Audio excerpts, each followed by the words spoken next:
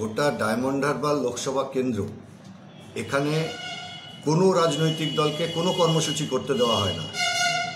গুন্ডা তোলাবাজ আর তার সঙ্গে পুলিশ হাত মেলায়। আমরা এর আগে ডায়মন্ড হারবারে যখন কৃষকদের দাবি নিয়ে লড়াই করবার জন্য জমায়েত করতে গেছিলাম, সেই সময় সুজন চক্রবর্তী সহ আমাদের প্রায় 20-22টা বাসের উপর হামলা হয়।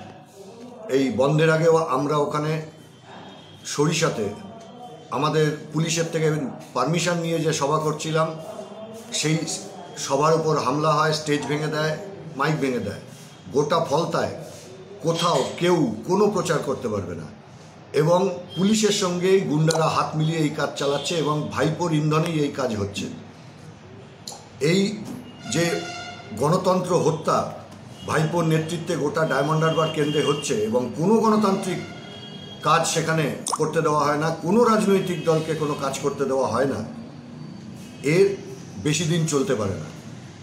এই অন্ধকারের অবসান হবে তখন যারা আজকের হামলাবাজ দেখা যাবে তারাই আবার বিজেপিতে গিয়ে জুটেছে। এই তো হচ্ছে, যারা তৃণমূলের হয়ে আজকে হামলা করছে তাদেরই একটা অংশ ডুবন্ত নৌকা দেখে এখন বিজেপি নৌকায় গিয়ে উঠছে। ফলে এই দুই শক্তি, এরা কেউ গণতন্ত্র মানে না, এরা কেউ মানুষের গণতান্ত্রিক অধিকারকে মানে না।